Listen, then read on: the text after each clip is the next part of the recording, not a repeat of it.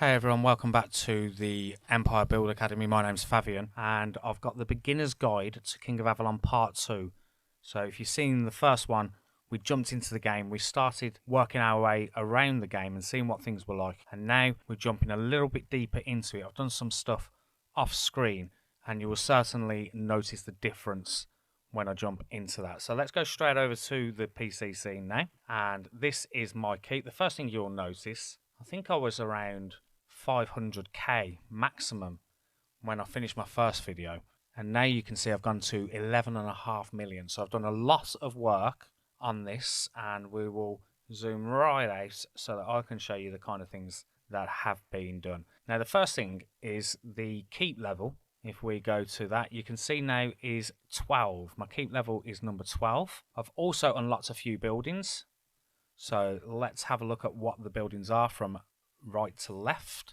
So we've got the keep, which I showed you there. This one is the Hall of War, and the information on the Hall of War allows you to rally against opponents with your allies, upgrade to increase the rally capacity of your rallies. We also have the embassy, and jumping into that one quickly as well. The embassy allows you to receive timer help and defensive reinforcements from your allies. Upgrade to increase the number and duration of timer helps, as well as the number of reinforcement troops you can hold. I will actually be doing a proper buildings video where I will go a lot deeper into each of the buildings and their specific functions. One of the very key things that I've unlocked is the university, and this is the Centre of Learning. Upgrade to unlock more powerful research skills, and I will jump into that before the end of the video. We also have a wishing well, and the wishing well contains water from the Lake of Avalon, and if you upgrade that, you will increase the attempts of 3 wishes granted per day, and you can get things like resources from those wishes. So we also have the trap factory, and the information on the trap factory is to build defensive traps in the trap factory, upgrade to increase your trap capacity, and unlock new and deadlier traps. Continuing to work our way across, we also have the Hero Council, and this is where you would summon all your heroes, and also you can place these in the different positions, which I'll jump into in a second. I just noticed it said I could claim something there, so I'm just going to jump into that. Own 16 out of 16 heroes to claim. So you can see I've got some more exciting items that I can also use further in this game. So that was the Hero Hall, and like I say, the Hero Council, you have the Summoning Circle, the Hero Hall, and the Dragonfire Relay as well. And the Dragonfire Relay is like a small event that we can jump into. I didn't collect that, so let's collect that. Let's come back off that and let's continue working our way across. The next thing is the barracks, and the information on the barracks is to train your infantry troops, upgrade to unlock more powerful infantry troops. So the higher the level of your barracks, the higher the level of troops that you can train. And they do go up quite significantly as you do that. And just to show you an example of what I mean by that, you can see I've unlocked Swordsman, which is tier 4 of the infantry. And if we work our way down, you can see there are more troops that you can unlock based on the level of your barracks building. So the barracks building is currently 11. I would need to upgrade that to higher levels to unlock those other troop types that I just showed you. Let's continue again going across, and this time we're going to sometimes the PC scene is a little bit sticky with my mouse, so suddenly it'll do this crazy zoom out of nowhere that I didn't ask it to do. Definitely better to play these on the phone, that is for sure. Okay, so the building over here is your sanctum. There's no information on that, so we will talk about that another day. We've also got the ranged, and this is where you will train your bowmen. Again, similar to the infantry, the higher the level, the different tier of troops that you can train. Let's continue going down. We've got the siege ones as well. That is now also unlocked, and this is the siege workshop. And again, upgrade to unlock more powerful siege in doing so. We've got the storehouse, and the storehouse protects your resources from being plundered. Upgrade it to increase its resource protection capacity. Your troops won't consume the food within, and they won't die even if they don't consume food. And that's a valid point, that is. If you've got food sitting around in your open box, which you can see I kind of do up here. I have 801k. Really, what I need to do is spend that as quick as I possibly can, so that I'm not wasting food on troops that won't die if I don't have any food. So basically, use all that food straight up, and I will do that. I will find some buildings that I can do, and in fact, I'm going to do it straight away. So I'm going to upgrade this one, which you can see is using 113k of that food. Let's do that. And have I got any more? I am going to speed up the other one, just because, again, I don't want that food in there being eaten up unnecessarily by the troops when they don't need to. So I'm going to speed this one up as well. I'm in construction. I can use the use all, and you can see I need 59 minutes of speed ups, and that's exactly what is going to happen when I do that. So that is now done, and I will then jump into another build. And I'm not going to do the farm, because normally when you do the farm, yeah, I thought so, it doesn't take food. So that's not really ideal in what I'm trying to achieve there. So what I will do is upgrade the training grounds, and again, there is no food used in the training grounds, so we will need to find something. This will be down to the different people that you have assigned to different roles. And if we go into the hero hall and I go into the hero council, you will be able to see in here, I'm just going to click on one of these. One of these people will be reducing how much I actually need in terms of the food for building. And you can see that Elian here has construction requirements, research wood requirements, etc. They are locked. But again, if I unlock them, that will be beneficial. Just again, having a look. It's been a long time since I've played this. So someone's probably shouting at the screen, you're looking in the wrong place. And I absolutely probably am. So that is something I will have a look at off screen, and once I find out where that is, I will let you know. But what I do know, just from previous experience, is the reason that some of these are not requiring food is because I'll have a hero that is reducing the food that I need. I'm just going to go into heroes actually, and I'm just going to have a look at different ones I've got. Alien. Let's have a look at this guy. I haven't unlocked anything. Whatever he can to gather more wood. And if I unlock this, what happens? Construction wood requirements. So that is pretty decent. And if I go across and unlock the next one, you will see the research wood requirements are also down. And then if I do the third one as well, you will also see the research food requirements have also been dropped. And obviously if you upgrade these, you can see that the food and construction requirements, this one's only construction, is also reduced. So that's very, very useful, and you can get better people in these roles. So I'm a little bit confused as to why I couldn't see actually what the benefits were. I'm just going to have a quick glance through some of these, because like I say, they definitely exist. Someone is saving me food, and I just want to know on here who that is, and I'm going to find out. I'm literally going to find out on this particular video, which I think will be useful for you guys to see how I'm doing that and where I'm looking to try and find out. Okay, so it wasn't the Red Knight. Let's have a look at Elaine. Elaine has some construction speed.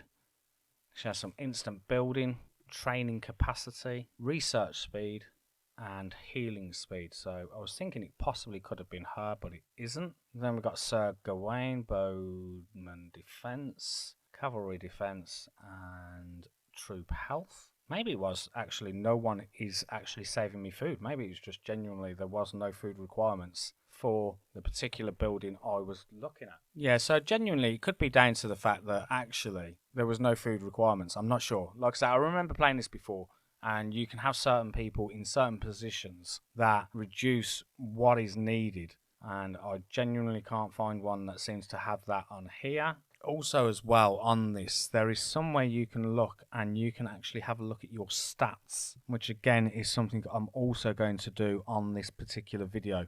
I found what I was actually looking for, and I'm just going to come out and show you exactly where it is. And it's this building here, and when you go into the hero hall and then the hero council, you've got the benefit and you've also got the appointment benefits. And if you click in the benefit, you can see a breakdown of all your stats, and also you can see right there at the bottom there, construction wood requirements is reduced, and so is the food and wood on research, but there's nothing there for a reduction on food for construction, which tells me the food was not required for that particular building I was upgrading. You also have the appointment benefits as well, so you can see from all the different heroes that you have positioned what they are actually bringing alongside them appointments. So Keeper of the Seal, you can see I've got the Red Knight there, and he is increasing team basic attack damage by 15% and increases bowman health by 5.1% as well. Going back to the buildings, and we have looked at most of this. We looked at the storehouse. We've got the mounted one again. This is for your training of cavalry, and again, like the other buildings, the higher the level of troops you can train. Going down to the training grounds and clicking on the info here, you can see that the training grounds provide housing for your troops, and if you upgrade, you will be able to increase training capacity as well as training speed. We've got the watchtower, and the watchtower is your lookout for incoming scouts and marches. Upgrade to receive more detailed information about your opponent. So the higher the level, and if you actually click on more info in these buildings as well, you will be able to see exactly what is unlocking at the different levels. So you can see all those different things that will unlock at the different level of your watchtower. And also, incidentally, if you were to do that on your battering rams, the siege, and you clicked on info in this and said more info, you are able to see as well what unlocks at what level. So if you wanted the burning rams to be unlocked, you would need to upgrade to level 13 for the siege workshop to be able to unlock them. So that's how you would do that. Let's continue down. We've got our wall, and the wall is your protection for your city from enemy attacks, and the better, the higher the level, the stronger your wall defense will be. And again, you can click on info to see if there's any more information related to that as well. And then just continuing along, we have the hospital, and that's pretty self-explanatory. This is where all your wounded in battle will go, and the higher the hospital capacity, the more that you will be able to house in there.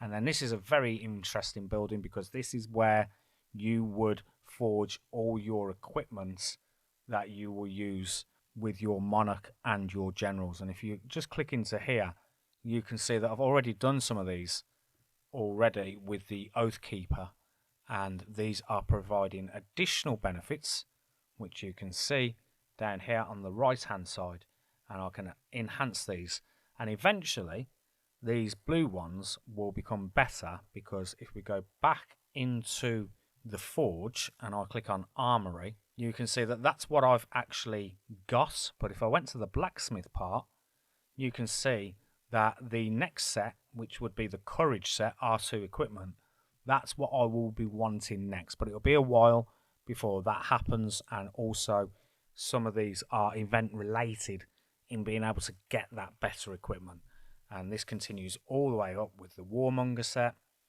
Death Seeker, and the Ice Lord set. So you can see there is some very interesting things in there, and like I say, you've got a combat and an economy one as well. So that is your forge, and that is pretty much it for all those main buildings. Just going to come down here, and you can see we've got the arena, which I haven't set up yet. I'm not going to go too much into this, but this is again where you will be able to face other people again for awesome rewards. I haven't set this up, but again, when I do my buildings overview, that is where I will show you what and how to do them. We also have the tavern. We also have our food production as well, which I don't need to click into, and the same with the wood. They are also self-explanatory, and if we go over here, you can see I've got an iron mine as well, and we also have the silver mine, And the last building, I believe, is the trading post, which enables you to trade resources with alliance members. And again, if you upgrade, the trading capacity will increase and you will pay a lower trade fee for that to happen. So again, if you want to click on more info, you can see the trading capacity and the trade fees. So I think there was one more building. There is, which is this one here. And this is where you raise your dragon in the dragon lair. And if you upgrade, you will reduce the amount of power consumed when you upgrade your dragon skills. So if I go actually into that one, and I'll show you what the dragon looks like. This is my Favian. That's what I named him. And you can see that I've got different options down here at the bottom with the nurture, the skills, emblems, which I haven't unlocked yet, and the draconic that I can also add as well, which I've got these draconic stones that I can add, and other things as well.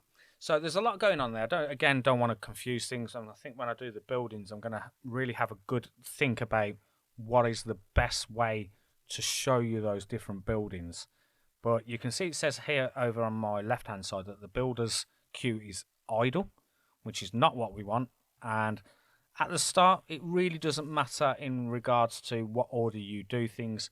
I'm just following what it's telling me, to be honest, because it's not really crucial at the beginning what and how you're doing things. And the reason I say that, this one's taking 110k on the food, you can see.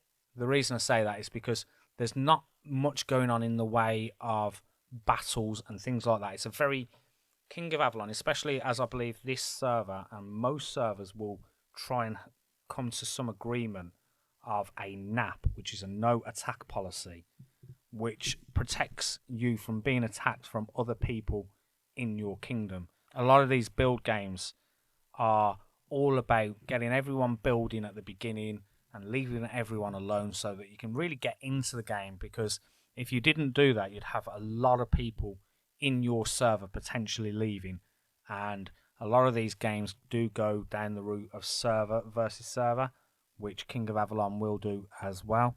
And so trying to save everyone from being attacked by your own kingdom is a good thing. That doesn't mean that you won't have attacks going on, because number one, people may not follow it, and number two, you will also have events where the attack policy won't count because the attacking is part of the event, and that's where you would need to consider obviously putting a bubble on or a shield to be able to do that.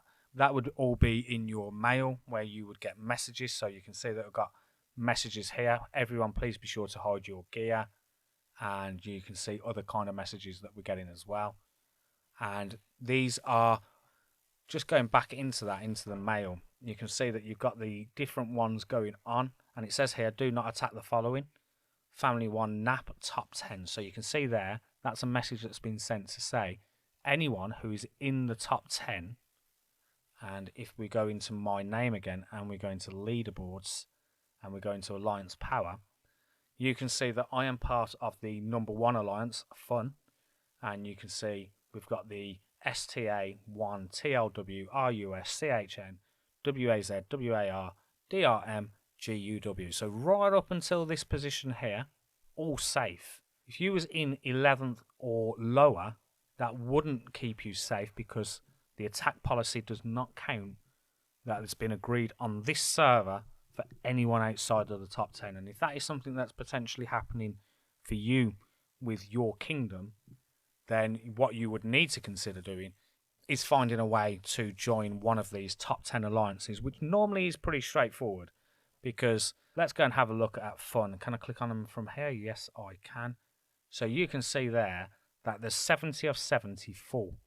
But if you times that by 10, that would be 700 different players. And to have 700 active players on any one server would be an absolute dream. It doesn't happen. So you can see I've just clicked on this alliance here, WAZ, Wazza. They have 66 or 70, so they have 4 spaces available. If I went down to War, 61 or 68, so they have 7 spaces available. So there'd be no reason to be in an alliance if you are playing this for the long term There'd be no reason to be in an alliance that isn't actually providing you safety of being a part of that top 10. So that is just something to be aware of as well.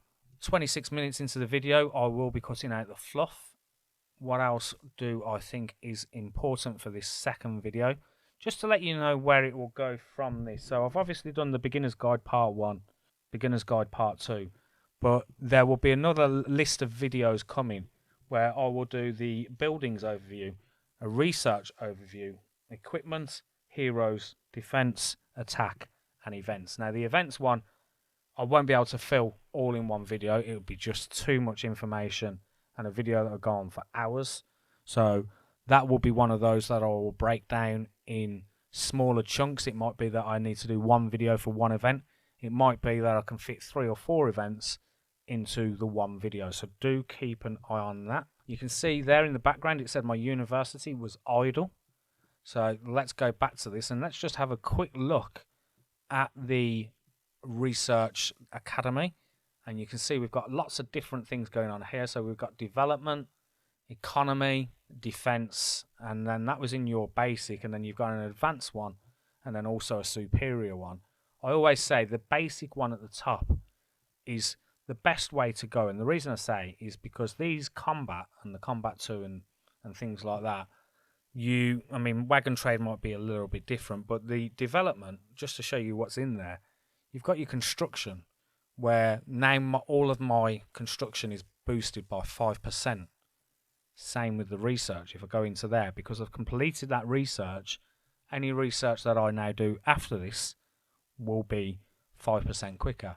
You can also increase your troop loads, you can increase your storage, your hospital capacity, and this is where I will be going down next. I haven't been going crazy on it, just sort of letting the helps from the team members of the Alliance allow me to finish these. But if I was to go on this, you can see that it would take 1 hour and 8 minutes, and this would increase my hospital capacity. So for the purpose of this video, I'll click that, and I want to leave this because you can see it says 1 minute and 8, but you can already see that this is dropping down from the different people that are helping. So the level of helps that I get, you can now see that that's now down to 1 minute and 2. So I tend to, if you're not doing too crazy, I tend to leave it.